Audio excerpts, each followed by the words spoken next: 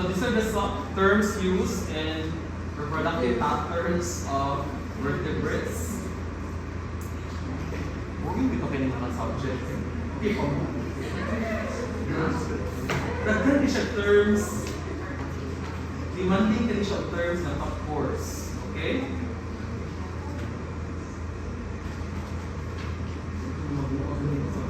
Okay. So oviparity. So when you say oviparity, the ability to produce egg, especially outside the mother's reproductive tract. So let's say, have you seen a chicken laying egg? That's oviparous type. That's oviparous. Okay?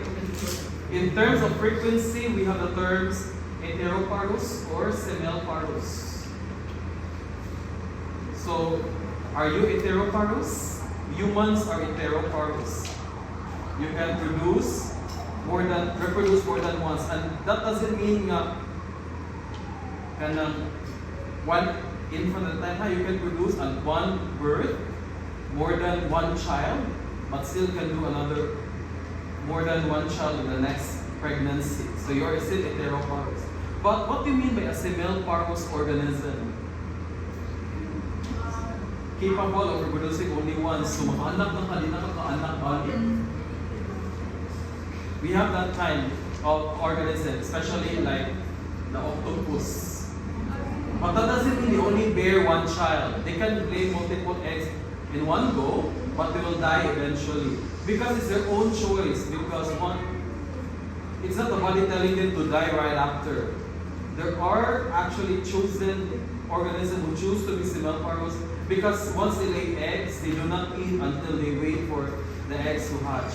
And at such point, they're already too weak to find food. They'll die tungkol sa ilang choice. Okay, so semelparous organism, they bear child once and then they die. They don't have the chance to live because the octopus, example, they guard their egg to their life to the point that they no longer eat and then they die out of starvation. But they should have the ability to lay again, but they chose to have that kind of attitude. But that's semelparous. And it's very rare in nature. Kaluwi sila ng semelparous ka, no? Once makaanak na ito, pwede na makaanak. Would you like that? It's your own natural way of birth control. Okay? How about, when you say viviparity, basically the egg hatches inside the reproductive tract. Actually, humans once you're pregnant, your stomach, your belly that carries the egg, is actually the egg in itself. You just hatch in there. Okay? So that's viviparous, meaning the egg developed inside a female's reproductive tract with additional nutrients beyond the yolk, without the need for yolk. Okay? But however, when you're ovoviviparity, what does that mean? You have an egg that actually has yolk, okay? And you develop inside the female's body. Okay? Okay? So, you have an egg that has a yolk inside, meaning you are ovoviviparous. But if you have an egg that does not need a yolk, meaning you are viviparous. We call that live birth. So do not answer me that you are born out of live birth, huh? To impress your parents or to impress someone, you answer, I was born out of viviparity. And let's use some comparative anatomy terms ba, so that I don't be a biologist mo. I was born of viviparity. Okay? I defecate using no longer microwave para ma-memorize niyo yung mga terms. Okay? So, ovoviviparity and viviparity can only be differentiated basing from presence or absence of yolk. So, true or false? Yolk is present even if you are ovoviviparous. True or false? Yolk is present if you are ovoviviparous. Huh? True. Yolk is present if you are viviparous. False. Live bird, ovoviviparity is an example of a live bird. It's actually false because it's actually a false live bird because you were still inside the egg, you just hatched inside. Okay? Ang viviparous, you are an egg inside, pero ni-hatch ka pa outside. Okay? Like yung bubwag dito ba? Out from the vagina. Okay?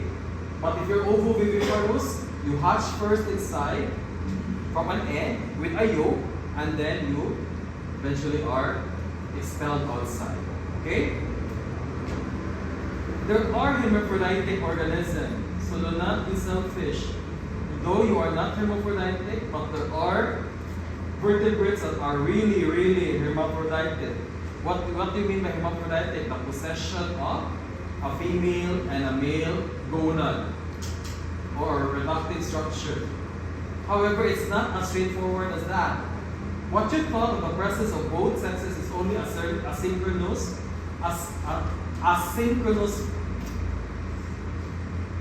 space synchronous type of hermaphroditism. Okay? We call that synchronous hermaphroditism. The presence of both sexes in one body. However, there are hermaphroditic that can actually become transsexual. Okay? Transgender. Why? If you're a protogynous hermaphrodite, imubilat na imubutin. You're wrong na ha? Because bilat and utin is not the basis whether or not you're male or female. Dapat na kay lagay, testis, or ano sa itlog sa babae? Gusto na siya sa bisay ng ovary. Basta na kay basta itlog, lagay sa babae.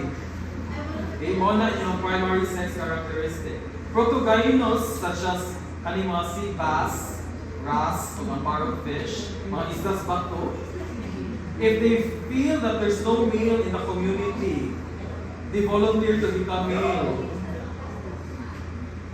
Okay? But if you wish, if there are more females, or if they see that the community is more males with less females, they opt to become protandrous. Okay? So the terms synchronous, protogynous, and protandrous hermaphroditism are basically in terms of the presence or absence of the sexes. Okay. People at the back, why are protogynous hermaphrodites not synchronous hermaphrodites? Okay, very good. The sex organ can only function one at a time for a protogynous type, but the synchronous. Okay, next question. Which among these three types here can have self-sex? Synchronous. Ano hindi man kaya sa protogynous?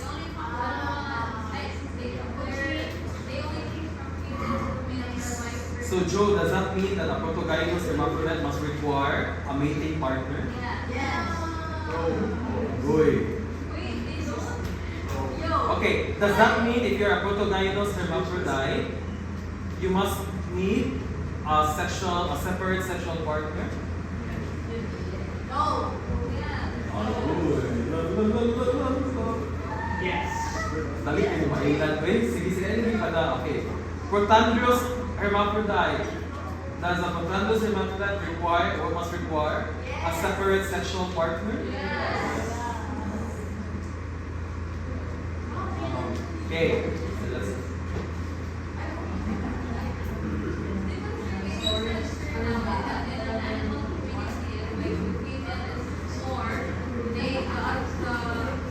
Yes. So what does that mean? Huh? For a protogynous. Okay, very good. Okay? Protogynous and protandrous, though hermaphrodites sila, they must need a separate sexual partner that possess the opposite sex organ. Ano Understood? Okay, ha? But as a synchronous, asynchronous hermaphrodite, I'm careful with my word, may require a separate sexual partner. Kaning asynchronous hermaphrodite is capable of having sex with a separate sexual partner. Ha? Pwede. But pwede sila nga walang sila sexual partner. Balik na sa protagynous. Protagynous, they need sexual partner. And they sell sex. Why? Okay, they only have a one functional reproductive organ at that time. Di mo na pwede nga, oh, okay, ay sa kautin ha. Bilat-bilat sa ko. Or bilang synchronous. Dapat yun, ang utin, mahimo yung bilat. Ang bilat, kapulong utin yun, okay? I'm using here Bisaya version of the words, ha? I hope open. I'm sorry, Owen. Okay. So, Owen.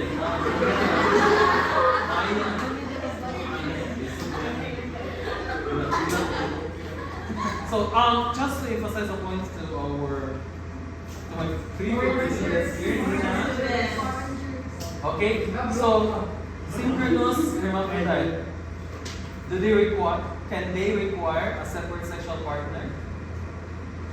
Can they have sex? Can they have sex with a separate sexual partner? Why?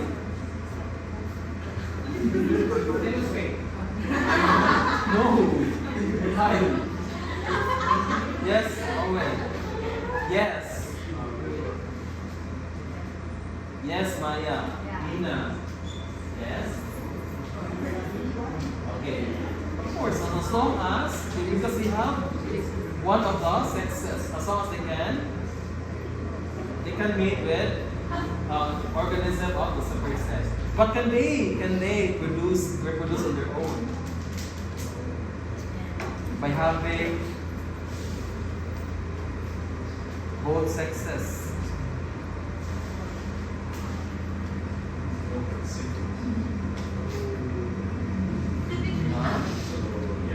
Okay, very good. How about the protagynous? Yeah, so what does that mean? Do they require a separate sexual partner strictly in order to reproduce? Yes, it should be strict for both protagynous and protandrous organisms. Is that clear? Yeah? Okay. So, yes, dear. When the male becomes female, they can go back to being a male, or they cannot. Very good question, Gitaw. Okay, kanang question. Can a protandrous organism, okay, sorry, okay. Does a protandrous hermaphrodite has ability to become a protogynous hermaphrodite? Yes, ask yourself. Okay, ano na lang. Joe, is it automatic that if you are protogynous hermaphrodite, is it automatic that you're also protandrous hermaphrodite? Okay, people at the back. Does that mean that if you are a protogynous hermaphrodite, automatic you're also a protandrous hermaphrodite? No, sir. I think so, sir. Since if they have the ability to female have the ability to become a male, that means not check female reproductive system, diba? So nasa check male, so they can go. Okay, correct. That's true. If you are a protandrous organism, hermaphrodite, you're also a protogynous hermaphrodite. Okay? But recent study shows that there are groups of hermaphrodite that once they transition from a female, na ay mga species na dili na pamaumubalik. Okay? But in most cases, they have the ability to go back, to revert back to the original sex. Yes, nasa choice. Upan, wala na sa dito. Especially if the society is really all females and all males. Okay? Okay. How about secondary sexual characteristics. We're not yet touching reproductive organs here, huh? I just want to emphasize that in most vertebrates, we have sexual dimorphism. Okay? Sexually dimorphic.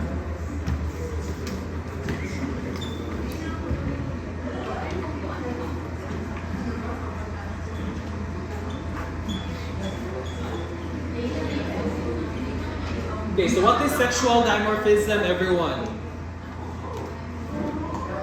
Okay, sexual dimorph, meaning di to more appearance. So you have two appearances for any sexual equivalence. So in animals, from fishes down to more complex humans, we tend to become sexually dimorphic, meaning males and females appear differently morphologically, right?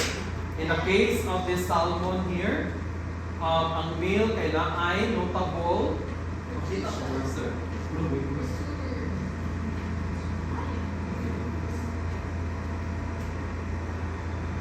Ano siya ba? Naibook, that it will help you identify that it's a male and the absence of a hook big mouth for a female. Okay? Nuptial tubercles unlucky. Wala siya bigyan ng nuptial tubercles. Pero sa Bisaya pa kay hubog-hubog sa naong. Pero sa ilaha, we call that nuptial tubercles. So kung naman mahubog sa naong, kung nga ibugas na that's nuptial tubercles. We're just in love, sir. Kung ipangbugas mo. Okay? Wala sa female. Kung sa man eh, kaya klaseng example eh. May bawaan ko dito ang beer na laki kung sungayan, kung babae, gamay, it's either why sungay or not. Wala ba ulit? Laki ni babae. Sa pagkanaman ka rin, magduda na ka. But that's because it's just secondary sexual characteristic. Ano man na, inaani diri na babae na? Ay, babae di ay? Hot? Because it's a just secondary sexual characteristic. Though, a picture round is to look into their primary sexual characteristics. What are the primary sexual characteristics? The possession of testes and ovary group. Yeah. We're out of civil society. Di man tamo na labi na bibilat. Di man mo ana. Di na may lagay di man mo inana. Okay? We usually base this naturally in the animal kingdom. Except humans, we manifest sexual dimorphism. Medyo complicated na sa side sa human kaya na naman tayo willingness, will na mausap sa itong noun good na babae na nanid noun. Naku yung lucky na nanid noun. Hindi siya, okay? No, he says. So that's for sexual dimorphism. In a way, the presence of the hormones responsible for secondary sexual characteristics is also driven by your presence of your gonads and your testes. Gonads, testes, and ovary. Am I making myself clear? Okay? Can you give me an example of sexually dimorphic organism? Oh, kisama diri ka ng rooster. Away mo ng manok sa sabong ba? Ibaw mo sa laki o sa bayan na. Ano sa ibaw man mo? O sa ibaw na laki kay sunoy. Okay? Okay? For the knowledge of Maya niya. A male rooster is called a sunoy in Bisaya. When it's a female or hen, we call that libungakan. And that's one classic example of sexual dimorphism. Have you seen a rooster? Kind of brightly colored with big wattle and comb. That and the female are usually duller. Nakit pa sa human because females are typically bright, more vibrant, more colorful than males. Pero sa animal kingdom, mas colorful ang male. Dili mo kaidgan boys ko, in animal kingdom, dili mo colorful. So lahi sa humans kay dapat mas colorful ang babae. Yung laki kay dapat tall, dark, and handsome. Bright, color. Or diverse. Lahi sa tagmalaki humans. But in the greater animal kingdom, that's how we are. Males are more vibrant and more chances of getting eaten. Hindi ka lang mapikap ka na kayo. Beautiful tail. Makita ka sa iyo, taray. Hindi kayo na malakang. Mapaitan, maway color-color. Goodbye. Mabuhi na kita. Sa in-animal kingdom, males are more likely to die because of their flamboyant color. Kamu may most visible sa newspaper. Okay. So let's discuss now, anatomically speaking. Okay. You will notice that the archinephric duct has always something to do with the development of your gonads or your reproductive system. Okay, it's always about this particular duct. Okay, this particular duct located somehow in the posterior end of a developing embryo eventually relates to the development of other notable organs, so oviduct. Okay, and by the way, as mentioned earlier, the archinephric duct is in close association with your excretory structure, the development of the kidney, right? And which later on develop a primary sex cord, goes into a medulla, so a buoy. So you have certain parts of your sexual histology that will later on become part of the kidney, the renal medulla, remember? So they are very closely associated with each other. Primordial germ cells, okay? And then in close association with your digestive tract. That's why we really good at digestive, urinary, and reproductive tract together with your oral cavity. Okay? So this is how they develop. So, gradual development, no? So as you develop, maunsa man yun, what do you think will happen to this imagination? Okay? So you'll notice that as you move along, as you develop further with the help of the signals coming from the archinephric duct, muandam-andam siya o ka-imaginate. Okay? There is regression of the oviduct and the rapid development of your primary sex cords emerging from the rete cordis or ret cordis. Maganang-anam siya o so unsa man siya? Mo na ninyuhang testicle, right? So there's always gradual development from the help of your archinephric duct. Okay? There's gradual formation, massive formation of your duct system, which later on creates the important physiological parts of your testis. And one of my notable structure. Okay? Seminiferous tubule. Remember this? Timani gini kay mosili balik tunica albuginea. Mugawas sa yung histology later on. Okay? And yes. So thanks to what important duct? The archinephric duct. Okay?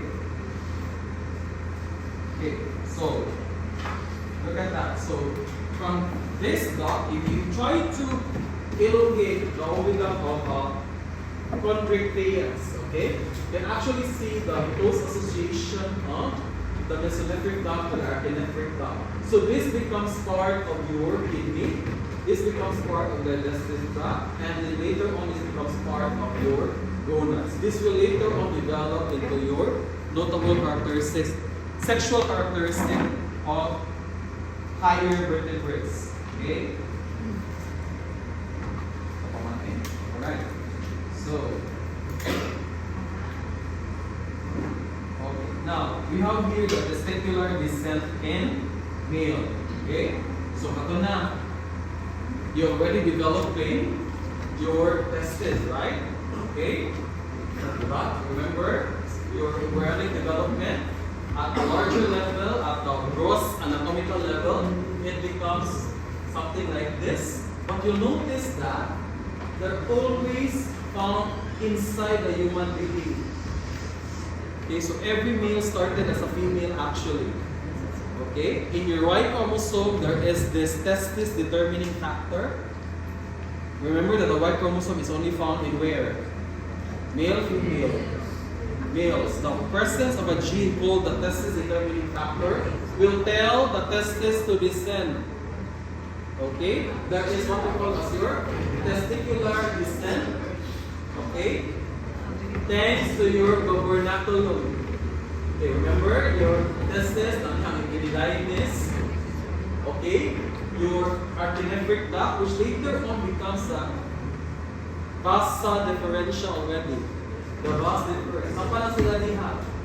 Si gubernaculum, okay, which later on becomes the scrotal ligament. Iyan ang ginamon.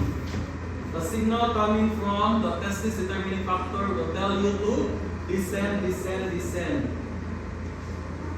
Descend, descend, descend. Later on, creating the testicular sac, which creates the scrotal skin, housing the testis, and then the gubernaculum. So, there is a gradual descent of the testis in order for you to become the true blue male. Okay? Thanks to your Y chromosome, which houses the testis determining factor. This is the factor that will tell your testis to descend. In female, kung wala kay Y chromosome, there's nothing that will tell the testis to descend. And then later on, what will happen to this one, staying here, it will develop into an ovary already. Okay, di ba siya inon? Okay, naon na lang. Okay, wala mong kay Y chromosome.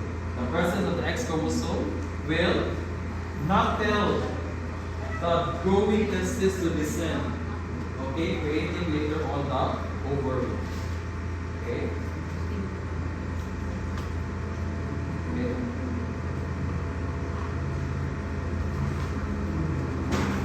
Alright.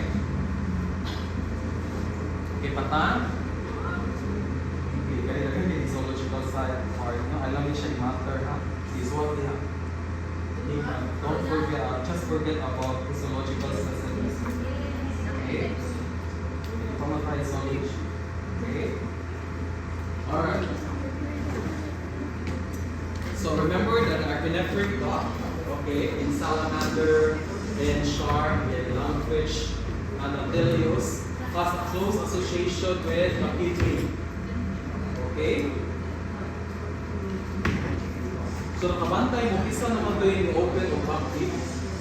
More or less inani ang design sa mga kidney o sa frogs. Kita mo sa frogs, medyo nagtupad ang iyang kidney o ang iyang testis. Katong na kay male frog. Kita mo? Zoology ninyo. Are you done with zoology? How will you able to locate the kidney? There's actually a pair of red, elongated, bilateral elongated organs at the back part of the dorsal part of the frog. But if you happen to have a male frog, what did you notice? Na ay pa additional yellow pair, elongated tupad sa kidney, right? Because this explains the close association of the development of the urinary and the reproductive structures in most vertebrates. Magtupad din sila most of the time. And this is true to all, as we observe, even from the salamander, shark, lungfish, and the Antillius. Okay? And then, later on, ano yung official, ano yung natural human reproductive system. Okay? But, so among the differentiation includes the descent of the testis, but in female, dili naman siya munako. Together with that, dili siya munako, and then later on, the Mullerian duct becomes the uterus and the fallopian tube. Okay? In close association with your urinary bladder. Remember that this distal part of the reproductive system, urinary system, was once the cloacal part of the cloaca, right? Inamin na sa this is the part that explains the development of the male and the female reproductive system. So, male, there is now the development of the notable bulbourethral gland, testis, okay? Wala pa rin i-descend, ha? Okay? Ipa-prepare pa ang mga bulbourethral gland, so on and so forth, and then later on this will descend outside the body. Okay?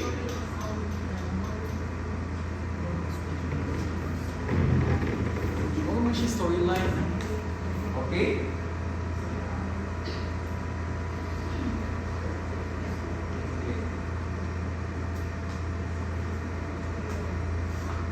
Turtle and birds at the same time. So, kung na yung wake-up opening, you'll notice that the reproductive structure will always empty into the cloaca. Same story together with your metanephros associated with it. Okay? So, this is the intestine, this is the oviduct, and then you'll notice that in the oviduct, the other side, ari itlog, ari sa lumawas sa cloacal opening. So in female lower vertebrates, especially the non-mammalian type, asa pag itlog lumawas gapon sa cloaca when they lay eggs, okay? And this is an oviduct. Okay? Oh, I wish ito ay maghiwag ang manok. Wala yung time. We're supposed to dissect a fish. Dressed chicken, frog. Ako na lang itangtang isda.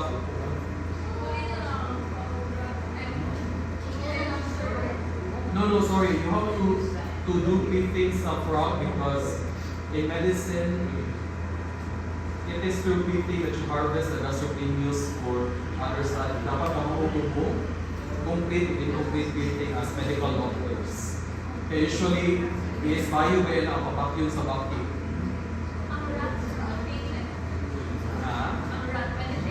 No, rocks yun tapos. Wala tayo vertebrate pag-alking higher vertebrate. Kaysa naman mag-iring na yung ants. Ayun na rocks. Wapan tayo.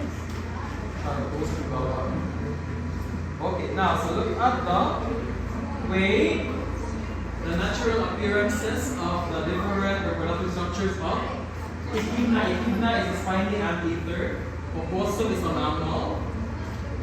Kangaroo is a metatherian kangaroo. Then siya eutherian. I hope this word kasabot mo sa metatherian o eutherian, okay? Which one is a placental mammal? Eutherian, metatherian. Okay. Metatherian is the pouch mammal. Sa kangaroo ang mga echidna. Narabay kalahian, I want you to do comparative anatomy here. Do we have the notable structure associated with the different types of vertebrates?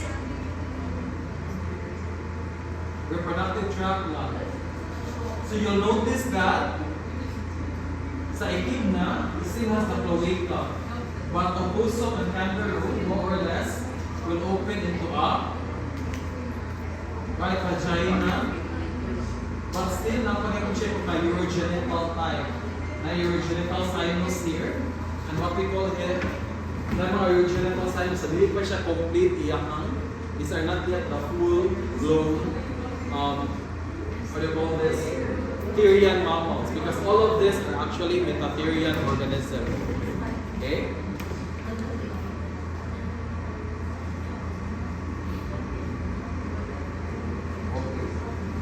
So, in terms of the types of uterus, we have the duplex uterus, meaning na siya duhang ka uterus, the right and the left.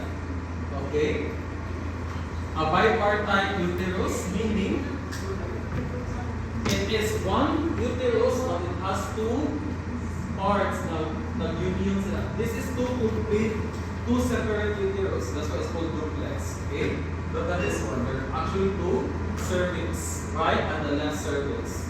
This is one complete uterus and this is another complete uterus. If you are a bipartite uterus, you have one uterus but it has two notable wards. But it's still one uterus because it has just a single cervix. It's just that it's bipartite, meaning differentiate ito siya into two horns but still one uterus. When you say bicornuate, what does that mean? Okay? Wala kay siya notable partition. Okay? But it still has two forms. But there's the depression here, the partition here, is not as distinct to that of the bipartite. Humans have a simplex uterus. Just one uterus with one cervix, with no notable bifurcation and all. Okay? So humans are simplex. Cats and other lower vertebrates are any of the A, B, and C types. Pag-iosad sila og matres. Okay? This is the reason why there are mammals, just like dogs and cats, can have multiple birth. Because let's say you have duplex uterus. This one to create to allow more than 4 or 3 offspring to be created all at once.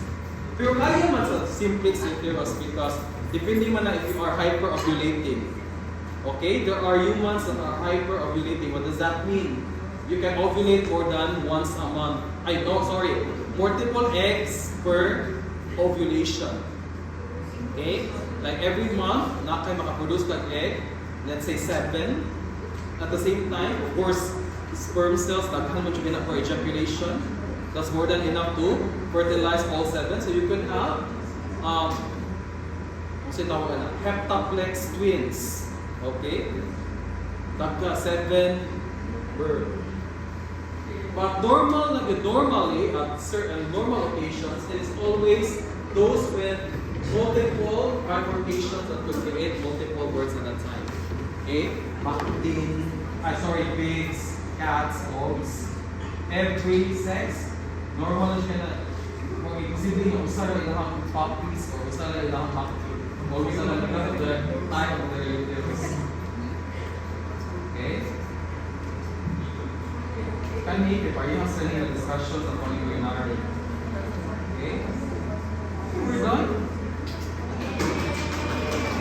So I think you're ready, be able to answer. I will provide the comparative sheet next meeting naman during our midterm exam.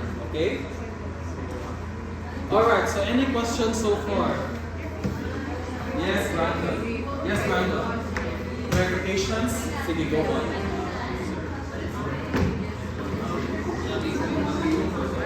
Yes.